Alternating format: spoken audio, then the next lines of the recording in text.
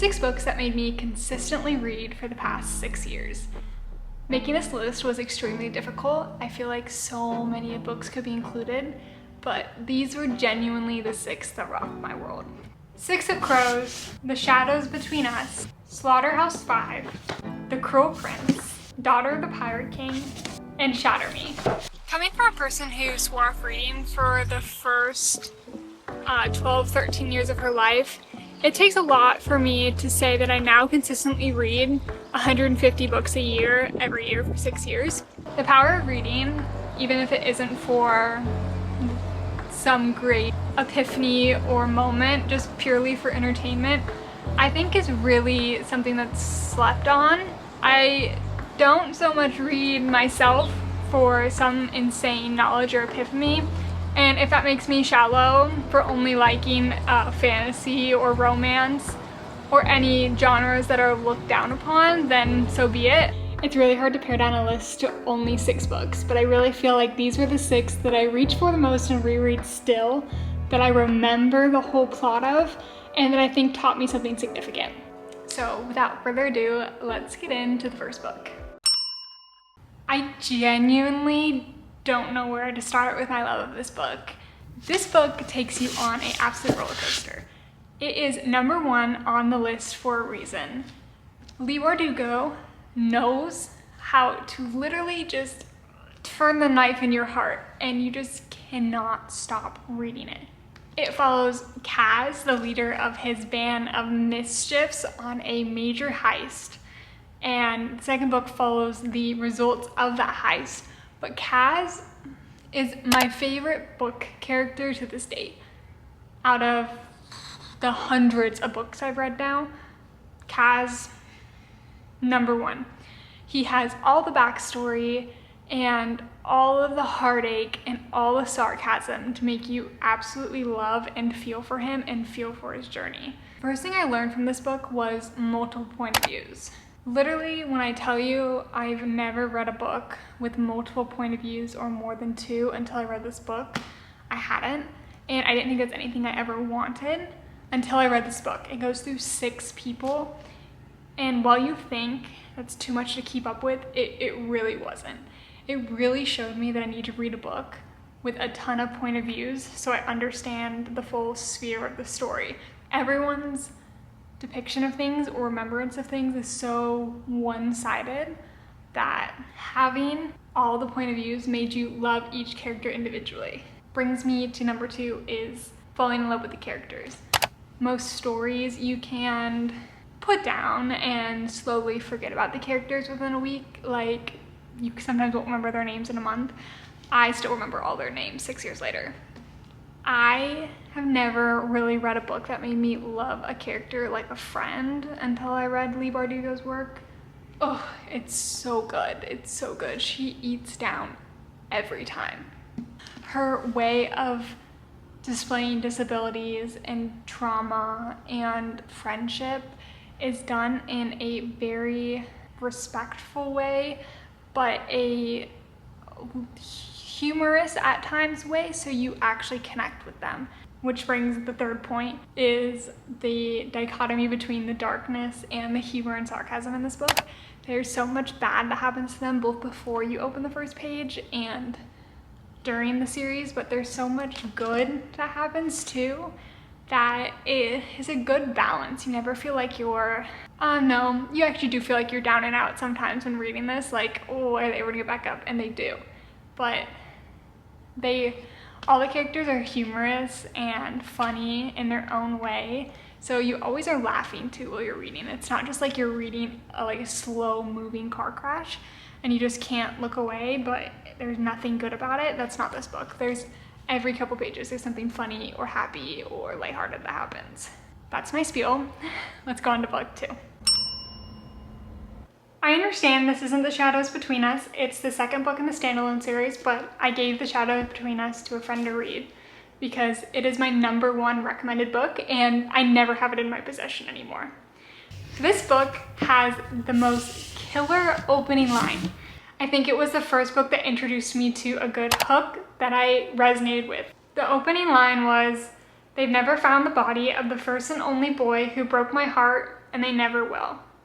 It already left me in suspense, partially because this book also had a killer first couple lines on the synopsis, which from memory, I think it was woo, marry, and kill the Shadow King. My second favorite thing about this book was how cunning and badass the female main character of this book was. She had a way of wanting and getting what she wanted. And valid, valid. My third favorite thing about this book was just the structure of it being a standalone. I had never read a standalone book that I read for fun. I've only ever read them in English. Getting to read a standalone just on my own really pushed me. To this day, I barely read book series anymore, and I know that's bad, but I firmly, from this book, gained the love of opening the cover and reading it through and closing it and that being the end of the story. No finding the second book, no realizing it's not out, no feeling like they dragged on the story too long. I think an author that dedicates one book and only one book to a story only tells the most important and valuable things. My favorite character was the main character, but I mean, a really close tie was the Shadow King. Just, moody male main characters are my jam. This was the first English book that was assigned to me that I actually enjoyed reading. It didn't come to me until my senior year of high school that I actually could enjoy what English class was telling me to read, but who knew? This book also taught me how to make fun of something in a classy and humorful way. You could critique such big topics like war in such a humorful and unreal way and still make it stick and land. Not everything has to be serious to be understood. And this book grappled with insanely deep concepts in a way that would entice your average reader through. It really showed you that any topic could be approached from almost any standpoint. Just because it's a serious matter doesn't mean it so much needs to be handled in a serious way. It does mean to be handled in a way of respect, but not seriously. I think there's very few things in life that get solved by being uberly serious all the time. I think sarcasm, which this book is heavily sarcastic, is a great way to connect an emotion with an action. The third thing I learned from this book was that no book needed to follow a set plot. You could veer from it at any course. As long as you're a good enough writer, you can still teach in any crazy plot. Can you hear the golfers in the background? It doesn't matter if the book goes from A to B to C. It can go from A to X back to C and still convey the message it wants to convey. Like between war and alien ships and anything else in this book, I still understood the message the author was trying to make about war, and I understood it in a more palatable way. It didn't cause me to feel as sad or confused, which isn't always the best in all circumstances, but if you're trying to get a message widely across, it would be to do it in a more humorful way. So, Kurt, you made my list. Now, the politics in this book are definitely the major plot. So if you really need a romance to keep you going, this is not so much the book for you. I think on Book Talk, back when I saw it 5 or 6 years ago, it was heavily advertised as a romance book. It's not a romance book. It's like a political sphere book with a sprinkle of romance every 50 pages, which is the first thing I love about this book. I didn't realize how much I would like a politically driven or a power-driven main character that utilizes political warfare until I read this book. And then I was like, I always need this. I always need someone vying for power.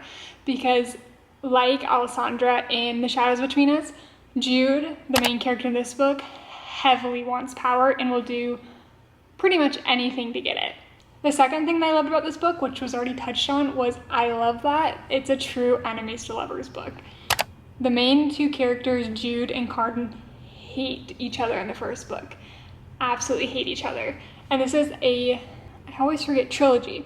So there's 3 total books. And by the last book, Carden and Jude are fully in love, but are still able to keep that bantering, bickering, old married couple vibe to them. I don't really love when a book is advertised as an enemies to lovers book and then they just like each other in the first 50 pages, and then like they're never at all sarcastic or true to themselves again throughout the book. The third thing I loved about this book was that it showcased the power in being different and the power of not being like your peers or people in power. Jude is a human in a fairy world, so Jude has to always be at a disadvantage because she doesn't have any strength or power or the abilities that the fairies have. I use fairies as they're almost like humans, just with like more of mystical traits. You'll get it if you read. It's definitely a high fantasy book. High fantasy book. People have tails, okay? But Jude being different is what truly leads her to have to come up with insane ways to combat and stand at the same level as her peers. There are truly no extremely bad things or even unquestionable things to say about this book. I really, really enjoyed it. So, on to the next book. Do you know like a really good story that your grandma would tell you or your mom when you were younger? And it wasn't so much the plot that got you involved, it was the emotion in which they told it. I feel like The Daughter of the Pirate King is exactly that. It wasn't so much the plot that drew me in, it was the deep emotions of such a young character that really kept you engaged. I think you pronounce it Alosa, Alosa. She's the main character in this book and my favorite character. And the first thing I really love about this book is it's truly just heartwarming. It's like a good fairy tale, happy ending or mythical ending. It deals with pirates, mermaids, sirens, just about anything in between. And I just like felt like it was a good escape from every day. The second thing I loved is that this book really wasn't too gut-wrenching. It was a good plot with no major upsets. It was just something you could move through in a pretty quick phase. I want to say I got through this book in 3 hours. It wasn't difficult to read, but it was a good read. And when I was done, I was okay putting it away. This book comes with a second one. Well, it doesn't come with, but it's a duology. I think the second one is Daughter of the Siren Queen. I have that one too back there. And they need to be read together if you want the full story. But when I was done with that second book, I was good to put the series away. It wasn't that I disliked it, I just felt like their stories were told. The third thing was I learned the power of a team.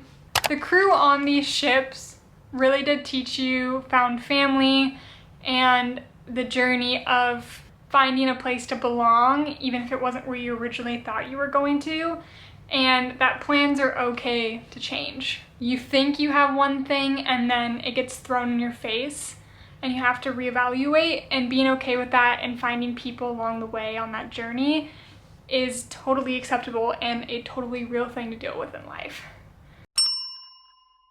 I would say best for last, amusement-wise. It genuinely was still one of my most fun reads to date. Just didn't mean it was that thought-provoking. It was very emotions-provoking. I love this book to death, and if anyone ever wants like a fun read that's still dystopian and not a straight romance, I always recommend Shatter Me. Like always, always, always. That being said, Juliet, the main character, it's only told from her point of view in this book, and there's multiple books in the series, but she is kind of annoying. Granted, she was locked in like a jail cell for a lot of her life and like bullied by her family, so it would make sense why she is how she is. There's the main lead in this book, Adam, the male lead. He is not my most favorite either, and I do not want to spoil too much. There's another man, Warner, and in this book he is definitely not the most palatable, but he's absolutely my favorite character of the whole series.